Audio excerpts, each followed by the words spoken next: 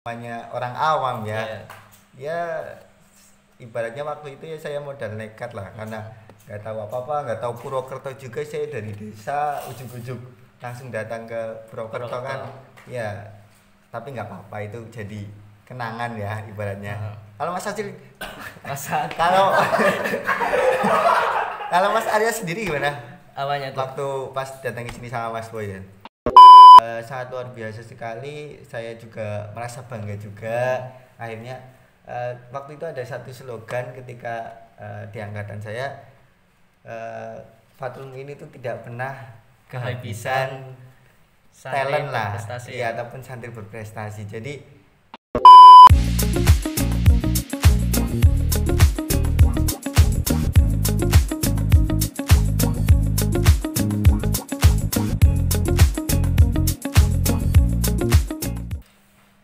Assalamualaikum warahmatullahi wabarakatuh. Halo Sobat Poin, kembali lagi di acara Poin Podcast Fatul Mu'in Part 2. Kali ini Poin telah menghadirkan sahabat saya, sahabat sejati dan yang masih setia di Pondok Pesantren Fatul Mu'in Purwokerto. Halo Mas Agung. halo Mas Arya ya. Gimana kabarnya? Alhamdulillah sehat sekali Mas. Lama tidak bertemu ya. Iya tentunya. betul sekali. Padahal satu pondok loh ini. Tapi jarang ketemu. Ya. Karena saking aktifnya Mas Agung ya. Wah enggak dong. Iya, iya. Mas Arya ini yang aktif di desa, aktif di kampus, sampai aktif di pondok loh. Tapi Mas Agung juga lebih aktif loh. Ini lintas provinsi, lintas kabupaten Waduh. acaranya. Karena beliau ini sangat aktif baik di kampus maupun di Pondok Pesantren Fatul Mu'in. Terima kasih Mas untuk pujiannya ya. Oke Mas Agung. Ini dari Poin mengundang Mas Agung karena Mas Agung ini banyak sekali prestasi, sudah Waduh. juara di manapun ya, dan di pondok juga telah berdedikasi sangat banyak sekali. Waduh. Seperti itu. Info dari mana Mas kalau saya Ini- berprestasi? Padahal saya mahasiswa biasa-biasa aja loh, dan santri yang ya biasa-biasa aja juga. Gitu. Enggak sih, enggak biasa, ini sangat luar biasa. Terima kasih. Oke Mas Agung, kita udah lama ini di Pondok Pesantren Fatul Mu'in. Gimana sih rasanya Mas Agung selama mondok di sini? Waduh, rasa ya. Mm-mm. Kita mulai cerita dari awal ini ya Iya, Mas. betul. Ya, mungkin kita kan bareng ya, mungkin dari 2020 sampai dengan 2023 ya. Oh 2024 malah ya. Waktu yang sebenarnya lama tapi terasa singkat ya Mas betul. ya. Saya masih ingat sekali dulu waktu awal kesini ya, ketemu sama Mas Arya, Mas Milal, dan ada Mas Dimas juga itu ya. Tapi udah nggak di sini ya. Iya, nggak di sini. Banyak sekali teman-teman yang mungkin pas saya datang ke sini belum pada kenal. Apalagi saya sebelumnya itu sama sekali belum pernah mondok. Sama sih. Sama ya Mas. Iya. Dan saya pun backgroundnya dari SMK ataupun dari sekolah teknik mesin, di mana itu kan sekolah umum ya Mas. Iya. Jadi ya agak kaget juga dengan situasi yang pondok yang hampir berjamaah kayak gitu, Iya. terus ngaji. Ngaji, ya. ya. Mungkin itu satu hal yang bikin saya berubah sampai dengan saat Masya ini Allah. kayak gitu loh Mas. Ya. Apalagi pas waktu itu nih ketemu dengan Gimana? Mas Arya pertama kali, ini satu pertemuan yang indah. Indahnya dari segi apa? Ya, Mas Arya kan pas waktu itu ya sama Mas Boy berdua itu ya. Terus? Itu kelihatannya sudah pondokan sekali. Jadi waktu itu saya coba mendekati biar saya pun nggak kagok ketika nanti mengikuti acara-acara pondok. Setahu saya kan Mas Arya sama Mas Dimas itu kloter paling pertama. Iya, betul. Dan sudah mengikuti Mosba dulu daripada saya kan waktu itu. Iya. Tapi itu Mas banyak online dan nggak Online. terasa. Iya. Iya, online. Dan ada satu hal unik Mas waktu itu ya. Ketika saya datang ke pondok, saya itu belum tahu tata caranya ke pondok itu seperti apa. Setelah saya kesini itu baru tahu ternyata ketika kita baru mondok kita harus diantar sama orang tua. Nah, pas waktu itu saya belum tahu. Waktu itu saya datang sendiri, naik motor. Sendirian? Iya, karena saya nggak tahu waktu itu tata cara ketika baru pertama kali mondok itu seperti apa. Jadi saya ya memberanikan diri saja untuk datang ke pondok, dan alhasil sampai sekarang belum disowankan. Sampai sekarang. Iya. Namanya orang awam ya. Iya. Ya ibaratnya waktu itu ya saya modal nekat lah karena nggak tahu apa-apa, nggak tahu Purwokerto juga, saya dari desa ujung-ujung langsung datang ke Purwokerto kan. Ya tapi nggak apa-apa, itu jadi kenangan ya ibaratnya. Kalau Mas Acil kalau kalau Mas Arya sendiri gimana? Apanya tuh? Waktu pas datang ke sini sama Mas Boy kan? Apa sama kayak saya? Enggak sih. Kalau saya itu kebetulan diantar sama orang tua gitu. Dan saya juga pertama kali mondok sama seperti Mas Agung. Saya bukan basic dari MAN atau MA atau dulunya mondok itu enggak. Kayak Mas Agung lulusan dari SMK, nah ini masuk di pondok pesantren itu bingung juga. Iya. Iya. Pertama masuk terus sendirian ya. Kalau Mas Agung kan udah ada saya. Pas itu saya sendirian di Sendirian. masa Covid itu di karantina Mas Agung. Betul, saya juga masih ingat waktu itu nggak bisa kemana-mana. Iya. Kita ya namanya di apa ya Mas? Enggak. Di lockdown dan nggak boleh keluar, kita cuma di pondok ya, tadarusan, baca Quran setiap hari dan Ngaji Masya terus, Allah, ya, ya. itu sangat positif tips lah positif ya. tips. Ya. Itu pengalaman yang sangat luar Beda biasa. seperti masa SMK berarti ya. Betul, itu bisa dibilang mengarahkan saya untuk jadi lebih baik lagi sih Mas. Hijrah gitu ya. Saya bersyukur sekali bisa apa ya, ketemu dengan teman-teman, bisa mondok juga di alma mater yang sangat tercintai di Pondok Pesantren Fathul Mu'in. Mantap sekali.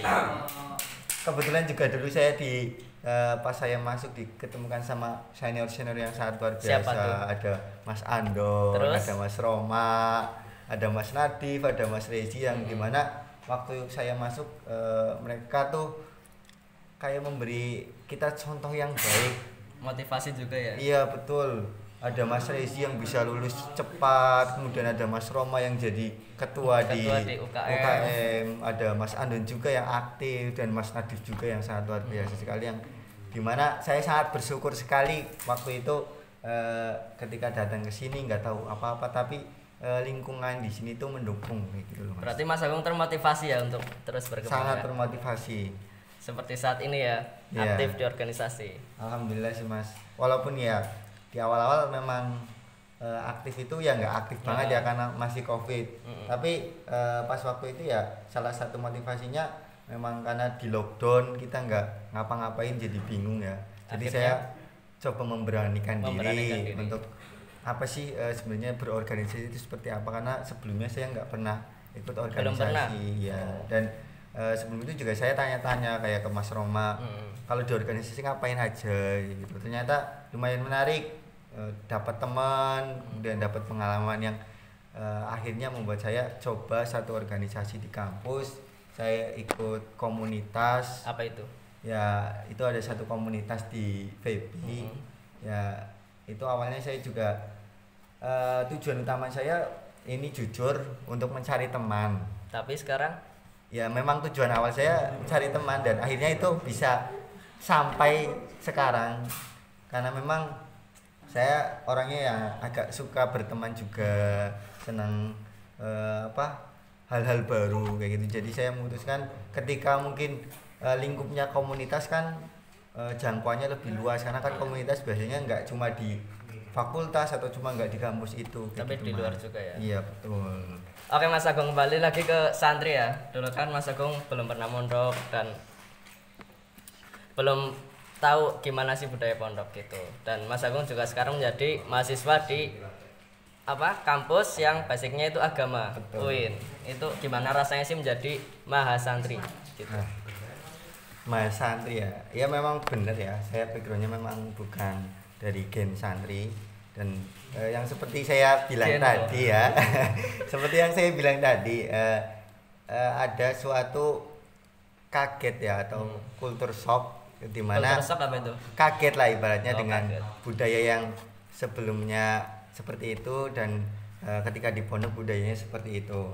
Tapi hal itu tidak membuat saya kayak mungkin patah semangat ataupun apa, justru hal itu yang mendorong saya pengen belajar ya, kehidupan di pondok itu seperti apa, ataupun budaya di pondok itu seperti apa. Karena kan sebelum saya masuk pondok itu jujur bayangan di pondok itu kayak harus banyak aturan ya. Iya, banyak aturan, nggak boleh keluar ke sana kemari, kemudian harus rajin tepat waktu seperti itu.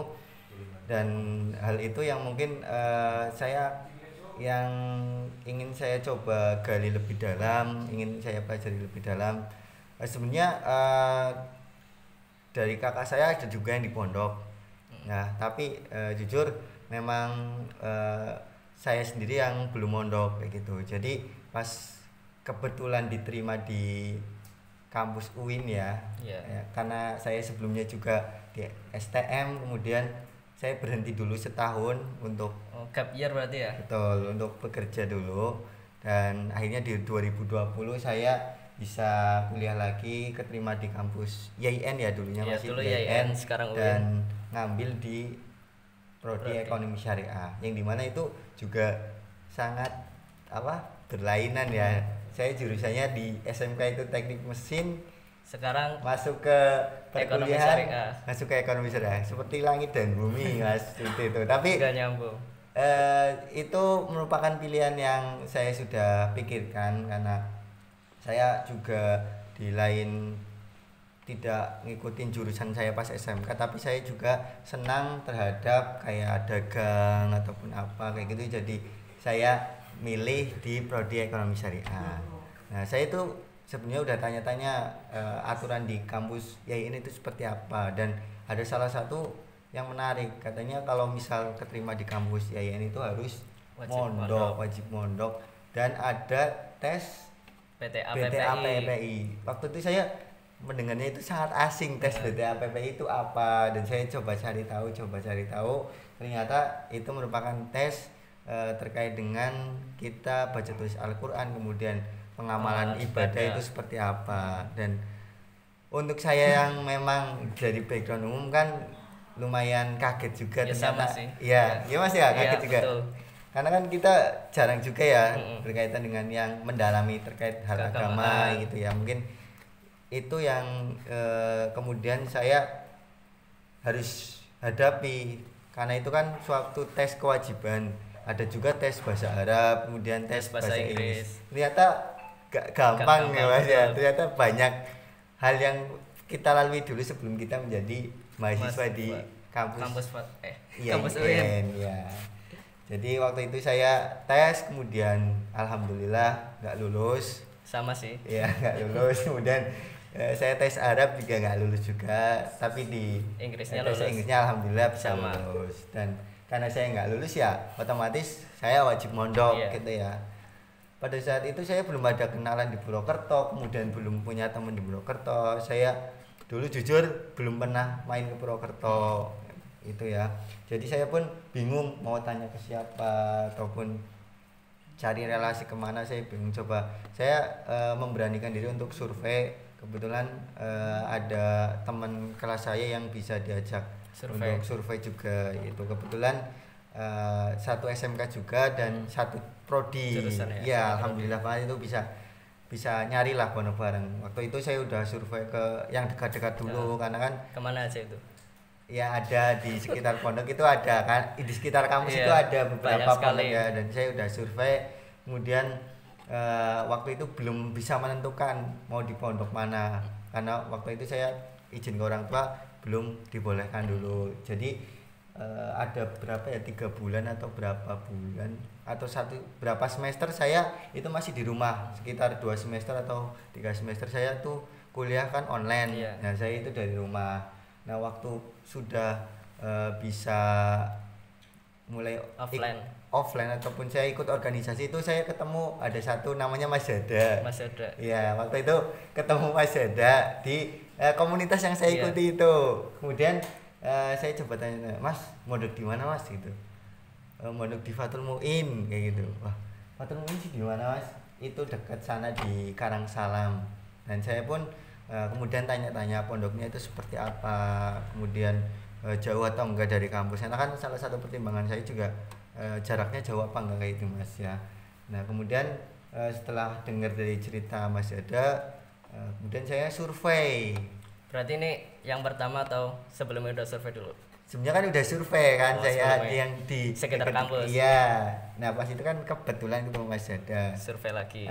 Dan saya ngajak teman saya juga yang satu namanya Mas Anung ya. Dan saya kemudian survei bareng Mas Yada. Saya waktu itu datang dan belum nemu karena kan bentuknya masih rumah ya seperti asrama. Saya masih bingung ini pondoknya di mana, kemudian tanya orang, oh pondoknya itu masuk gang Mas. Nah akhirnya waktu itu saya masuk ketemu sama pengurus dan setelah survei ternyata pondoknya bersih gitu. Mantap sekali. Ya. Kemudian juga di situ ngajinya katanya sudah teratur, kemudian aturannya sudah jelas. Nah waktu itu juga saya dikasih waktu kurang lebih 1x24 jam sama pengurus untuk bisa menentukan pilihan. Iya, akhirnya saya setelah diskusi sama teman-teman, saya bawa 2 teman kebetulan waktu itu sama Mas Anung dan satu lagi teman saya, dan saya sama Mas Anung setuju. Tapi yang satunya nggak setuju. Yang satu belum kerasan mondok ternyata, dan dia masih pengen di rumah, dan akhirnya saya sama Mas Anung itu mondok dan saya pulang izin ke orang tua, akhirnya dibolehkan. Nah ternyata Mas Anung ini bawa temennya lagi satu karena belum punya pondok juga, namanya Mas Rahmat. Akhirnya kita bertiga itu sepakat untuk di pondok di Fathul Mu'in gitu. Nah gitu Mas. Terus kemudian pada saat itu pemberangkatan itu sekitar bulan November di tahun 2021 waktu itu kan. Oh 2021. Iya 2021 atau 2020. Iya 2020 waktu itu alhamdulillah karena covidnya sudah agak reda, jadi boleh pemberangkatan ke pondok asal ada tes kesehatan ya waktu itu. Akhirnya saya bertiga berangkat. Saya berangkat karena yang 2 ini rumahnya di Kemeranjan, saya di Sampang. Saya nggak tahu nih kalau yang 2 ini ternyata berangkat sama orang tua. Berarti Mas Agung enggak ya? Iya, saya berangkat sendiri waktu itu, sore-sore naik motor sendiri, bawa kasur, bawa sebarang lah ya. Tapi itu sewanya bareng? Sewanya bareng apa enggak? Enggak, karena mereka datang duluan. Nah, waktu itu saya sama pondok itu sore langsung ketemu pengurus ya. Enggak tahu kalau adabnya ataupun adatnya kalau misal kita masuk pondok kita harus sowan sama orang tua, dan itu akhirnya belabas sampai sekarang. Belum sowan ya. Iya, tapi saya jadi paham lah ternyata sebegitu sangat baik budaya yang ada di pondok, sampai-sampai ketika kita datang pun harus mempertemukan orang tua dengan pengasuh kita ya. Seperti itu Mas. Dan itu sedikit awal ya saya mondok lah kayak gitu. Dan akhirnya ketemu teman-teman baru di situ, ketemu teman-teman senior juga di situ. Dan waktu itu Covid masih agak reda, namun beberapa bulan akhirnya lockdown total, kita nggak boleh keluar sama sekali. Dan ya itu satu pengalaman yang sangat luar biasa. Kita sangat jenuh, kita hanya bisa di ruangan dan agak cemas juga barangkali ada teman kita yang kena, karena kita kan satu pondok itu banyak, kita juga khawatir kayak gitu. Dan beberapa bulan kemudian setelah adaptasi di pondok dan Covid agak mulai reda lagi, saya karena sebenarnya udah ikut komunitas, ada pertemuan offline, dan waktu itu kebetulan bisa bisa keluar kayak gitu, dan akhirnya bisa ke kampus juga waktu itu. Berarti baru kampus apa belum? Pas semester 3 baru saya lihat kampus saya, ternyata kampus saya seperti ini gitu, warnanya hijau ya. Dan saya sangat senang sekali ya Mas, karena itu pengalaman ataupun pertama kalinya saya ke Purwokerto, kemudian dapat teman baru, dan ternyata kampusnya gede juga gitu ya. Karena saya jadi desa jadi agak gumun gitu ya. Gumunan ya. Gitu Mas, itu awal saya menjadi seorang santri, dan ya itu walaupun kita bukan backgroundnya dari santri, asal kita ada kemauan ya Insya Allah jalani aja, ditekuni. Sing penting yang penting manut lah. Yang Menurut penting saya, manut ya. pengalaman saya itu ketika di pondok yang penting manut sama pengasuh kayak gitu. Kenapa sih Mas Agung milih berorganisasi ya? Padahal di pondok itu banyak kegiatan ngaji, baca Al-Quran, dan banyak sekali yang lainnya yang dapat meningkatkan Mas Agung lebih tahu tentang keagamaan. Dan kenapa Mas Agung milih organisasi gitu? Oh iya Mas, ya terkait dengan hal itu mungkin saya juga nggak terpikirkan di awal-awal mau ikut organisasi, karena juga di pondok kan aturan juga sudah ada, sudah dibuat banyak kegiatan juga sebenarnya di pondok. Tapi waktu itu kan saya memang tertarik ya, karena ada kepenginan untuk bisa memiliki teman yang banyak kayak gitu. Dan kebetulan saya juga udah terjun. Akhirnya ketika saya pertama kali ikut ke dalam perkumpulan offline, dan kebetulan ketemu ada juga yang dari satu pondok. Dan itu salah satu yang melatar belakangi saya kenapa saya ikut organisasi dan melanjutkan hal tersebut ya. Bahkan saya dengar dari teman-teman atau mas-mas yang sudah di sini, kebanyakan kalau ketika sudah mondok kemudian ikut organisasi kan banyak yang keluar gitu, karena kan iya nggak kuat dan nggak bisa bagi waktu ya Mas. Dan saya sempat terpikirkan juga seperti itu untuk keluar Pak. Ada sebenarnya waktu itu kan, jujur niat saya waktu itu belum yang mondok 100%. Ya, karena niat saya kan biar cepat lulus PTA PPI ya waktu itu. Tapi ada satu perkataan yang saya ingat waktu itu pas ngaji Ustadz Tamim. Apa itu Mas? Waktu itu Ustadz Tamim itu lagi ngajar, dan Ustadz Tamim itu agak memberi kayak motivasi ataupun pernyataan lah, dimana dia tuh berbicara terkait dengan santri, dimana beliau tuh bilang kalau misal kalian memang mondoknya karena BTA ataupun apa, ya coba diniati ulangi lagi untuk mondok yang sebenar-benarnya, lillahi ta'ala ya. Iya, kemudian dinikmati. Kalau misal nanti udah kerasan tuh itu bakal akan dengan sendirinya kita niatnya itu berubah, yang awalnya nyantri hanya untuk BTA akhirnya sekarang bisa lillahi ta'ala ya, ataupun ya niatnya untuk mencari ilmu kayak gitu. Dan itu kata-kata yang saya ingat terus akhirnya ya sampai saat ini ya, sampai kerasan di sini. Dan akhirnya ketika memang saya buktikan kata-kata dari Mas Tamim tersebut memang benar. Saya memang awalnya itu di BTA PPI, tapi entah kenapa makin kesini makin kerasan di pondok, dan akhirnya sampai sekarang malah sampai semester 7 nggak jadi keluar gitu. Malah sekarang di amanai untuk menjadi bendara pondok ya. itu ya sebuah ya hal kecil lah yang lain lah ya. Tapi poin utamanya kan di sini sebenarnya kalau kita bisa menikmati ataupun mengubah niat kita sedikit-sedikit kan sebenarnya bisa lah kita itu hikmat ataupun menikmati kehidupan yang ada di pondok. Sebenarnya kan kehidupan di pondok itu asik ya. Iya sebenarnya. Kalau kita menikmati gitu. Tapi karena kalau enggak ya akan jadi beban terus. Karena niatnya kita cuma mondok PTA lulus ya udah kita pergi. Tapi ketika kita coba nikmatin terus kayak mendalami ilmunya, walaupun kita sebenarnya ada beberapa ilmu yang nggak mudeng kayak gitu. Belum paham ya. Iya, tapi ya wis ikuti bae ya. Ikut terus ngalir aja, yang penting nikmat kayak gitu ya. Toh juga banyak teman-teman juga yang sama kayak gitu. Terus kemudian ketika yang paling saya rasakan itu pertolongan ya. Pada waktu itu saya kebetulan belum ada laptop. Nah, saya bisa minjem laptop. Solidaritasnya iya, betul. Saya belum ada apa, bisa minjem ini, kemudian apa bisa minjem itu, dan itu salah satu yang bikin saya kerasan juga. Teman-teman yang enakan, kemudian bisa sharing juga, ataupun ketika di prodi lain itu seperti apa. Dan yang utamanya teman-teman senior di sini ya, yang tadi saya sebutin ya, Ustadz Roma, Ustadz Nadif, Ustadz Rezi ya itu yang walaupun mereka sudah lama di situ tapi tetap kayak mengayomi kita-kita yang masih baru.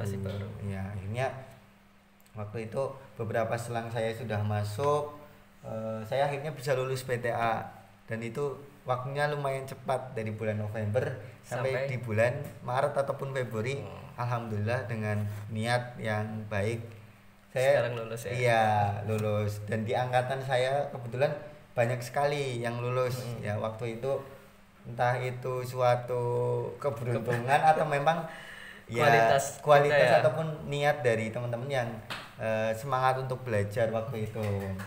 Dan uniknya lagi entah kenapa waktu itu juga teman-teman seangkatan saya juga waktu itu bisa apa ibaratnya aktif di organisasi tapi tetap bisa aktif di pondok juga ya. Entah itu sebuah apa ya ibaratnya sudah dipertemukan oleh Tuhan atau seperti apa, tapi saya merasa beruntung ketika ada contoh misal dari senior nih kayak Mas Roma jadi ketua UKM olahraga tapi tetap bisa berkhidmat di pondok, bisa jadi lurah di pondok kayak gitu. Kemudian dan itu akhirnya bisa kayak ada apa sih motivasi ataupun keinginan yang ditimbulkan ke teman-teman angkatan saya juga termasuk saya. Akhirnya angkatan saya itu banyak yang jadi ketua organisasi, kemudian aktif juga di organisasi tapi tetap aktif di pondok kayak gitu Mas. Dan sangat luar biasa sekali, saya juga merasa bangga juga. Akhirnya waktu itu ada satu slogan ketika di angkatan saya, Fatul ini tuh tidak pernah kehabisan talent lah ya ataupun santri berprestasi. Jadi ya emang itu benar terjadi. Saya coba tanya ke angkatan atasnya, ternyata itu emang kayak udah ada darah ataupun aliran gennya udah ada gitu. Ketika turun ke angkatan selanjutnya pasti ada lagi. Dan itu saya jadi termotivasi lagi untuk terus dan akhirnya sampai sekarang saya pun bisa aktif. Dan waktu itu saya sebenarnya sudah membuat rencana juga untuk apa? Untuk organisasi itu Mas. Kan banyak juga nih teman-teman kita yang semua organisasi diikuti ya. Termasuk Mas Arya. Iya betul. Ya itu waktu pas saya nggak kayak gitu Mas. Waktu itu saya belajar dari dari teman-teman yang sudah lama di sini. Saya coba belajar karena kita harus pinter-pinter bagi waktu. Kita nggak boleh terlena dengan adanya organisasi. Dalam sisi kita juga harus memenuhi kewajiban kita sebagai seorang santri. Nah akhirnya waktu itu saya memutuskan untuk membuat rencana. Di awal-awal saya memfokuskan memilih beberapa organisasi saja yang menurut saya itu berkebutuhan. Ya satunya saya memilih komunitas karena di situ menunjang keilmuan saya di perkuliahan. Komunitasnya apa Mas? Komunitasnya ada di FEBI. Kemudian yang kedua saya ikut UKM olahraga itu untuk menunjang hobi. Karena kan kadang orang cuma kuliah-kuliah doang tapi nggak ada olahraga ataupun hobi yang diikuti kan kadang ya kurang juga. Ini saya ikut juga di UKM olahraga untuk bisa menunjang hobi saya ya. Waktu itu bareng sama Mas Milal itu akhirnya ya itu Mas Milal juga bisa menikmati prosesnya sebagai santri dan bisa jadi ketua juga. Dan itu luar biasa sekali teman saya juga gitu. Dan akhirnya saya membuat rencana. Saya di awal pengen fokus sama beberapa organisasi, tapi ketika saya cuma ini berkutat dengan beberapa organisasi mungkin dirasa kurang, dan untuk menutupi kekurangan tersebut saya coba ikut beberapa kepanitiaan kayak gitu Mas. Jadi kan kalau organisasi kan sifatnya itu tahunan atau terikat secara tahunan. Kalau kepanitiaan cuma kegiatan tersebut. Nah itu kan lebih fleksibel dan temannya bisa berganti-ganti. Dan lagi kan fokus saya terhadap relasi. Akhirnya saya memutuskan saya cukuplah untuk beberapa organisasi, dan untuk menutup kekurangan itu ikut beberapa kepanitiaan untuk bisa menambah skill kayak misal public speaking ataupun bisa ketemu orang-orang baru. Itu kan hal yang bisa saya pelajari. Nah akhirnya itu berlanjut dan saya target di semester 5 itu cukup satu organisasi, kemudian sisanya bisa dibagi ke pondok dan masih ada di kepanitiaan yang lain. Dan nanti di semester 7 saya sudah untuk fokus skripsi dan kayak magang ataupun yang lain-lainnya. Dan akhirnya itu karena udah direncanakan saya bisa fokus berjalan lancar kayak gitu. Di semester 3 saya selesai dengan kepanitiaan ataupun organisasi. Di semester 5 alhamdulillah saya bisa dapat teman yang lebih banyak karena yaitu tadi komunitas kan jangkauannya luas ya Mas. Ya, betul. Di kampus-kampus lain saya bisa pergi ke universitas lain kayak ke Undip ataupun ke Wali Songo, ke Winsuka ataupun ke UII. Hal itu bisa saya temukan ketika saya berkecimpung lah di dunia organisasi kayak gitu. Banyak sebenarnya manfaat yang bisa kita dapatkan di organisasi, tapi satu catatan, kita jangan sampai terlena ketika kita seorang mahasantri ataupun santri tapi kepengen mengembangkan diri di organisasi. Tetap kita ingat kewajiban kita seorang santri itu seperti apa. Jadi pada intinya kita harus manut aturan yang ada. Jadi ketika ada waktu untuk organisasi kita maksimalkan di situ, tapi ketika sudah balik ke pondok kita juga maksimalkan di situ. Betul. Agar ya sama-sama imbang lah Mas ya. Kita di kampus juga bisa aktif, kemudian di pondok juga bisa aktif. Dan hal itu yang membuat saya bisa terus ibaratnya berjalan sampai sekarang di pondok. Alhamdulillah bisa hikmah walaupun sedikit-sedikit, tapi saya bisa mengharap semoga ada keberkahan yang bisa saya dapat dengan hikmahnya saya di pondok. Tapi juga organisasi di kampus saya gunakan untuk bisa mencari relasi, kemudian meningkatkan skill juga, karena nanti ketika saya lulus saya bisa punya kenalan, bisa punya skill yang sesuai dengan zaman sekarang gitu ya. Saya nggak mungkin bisa ngomong ini di depan Mas Arya juga bisa ngobrol kayak ini tanpa saya pengalaman di organisasi. Iya betul sekali Mas, itu menurut saya sangat bermanfaat sekali lah. Jadi ya buat teman-teman di sini ya yang mungkin nantinya nonton Sobat Poin ya, ini perhatikan yang masih maba-maba, saran saya untuk bisa fokus di kedua-duanya nggak apa-apa. Yang penting kalian belajar untuk membagi waktu, walaupun di awal-awal memang agak sulit, tapi makin kesini insya Allah bisa semakin belajar. Insya Allah Abah dan Umi itu akan selalu mensupport ataupun mendorong kita, asalkan itu terkait dengan hal-hal positif. Pastinya ketika nanti santrinya aktif berprestasi, itu pun akan berdampak kepada pondok pesantren Fathul Muin itu sendiri. Jadi ya itulah sedikit pengalaman di awal saya mungkin menjadi santri, kemudian mencoba untuk meningkatkan skill di organisasi kayak gitu Mas. Dan saya juga tidak lupa dengan kewajiban saya sebagai seorang mahasiswa juga ya. Mahasiswa ya? Iya kan, kita juga santri, kita mahasiswa juga kan. Kita harus kuliah, kita harus ngaji, kita harus organisasi juga kayak gitu. Dan itu ketiga-tiganya memang harus ditelatenin, kemudian harus dinikmati juga. Kalau misal dijadikan beban ya nggak akan bisa terlaksana kayak gitu sih Mas. Oke Sobat Santri, sudah banyak sekali motivasi yang kita dapatkan dari Mas Agung ya. Waduh, bukan motivasi Mas. Dari pengalaman hidupnya, dari yang dulunya itu belum pernah menjadi santri, sekarang masuk di Fathul Muin, dia berkhidmah dan fokus di pondok dan juga fokus di kampus. Dia memperluas relasinya sehingga dia memiliki tujuan yang lebih jelas seperti itu.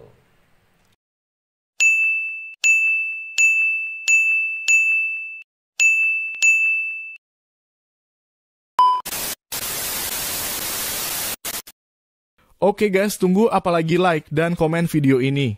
Karena like dan komen itu gratis. Saya beri 7 detik buat like video ini. 1, 2, 3, 4, 5, 6, 7. Oke, sudah. Terima kasih yang sudah. Oh iya guys, terima kasih juga udah ngikutin video ini. Mohon maaf kali ini tidak ada closing. Karena apa? Karena Mas Agung dan Mas Arya ada jadwal di organisasi. So, kita udah berorganisasi, kapan kalian berorganisasi? Tunggu apa lagi? Ayo berorganisasi dan tingkatkan prestasi. Dari Mahasantri untuk Negeri. Oke, itu saja guys. Terima kasih sudah menonton. Jangan lupa subscribe. See you next time.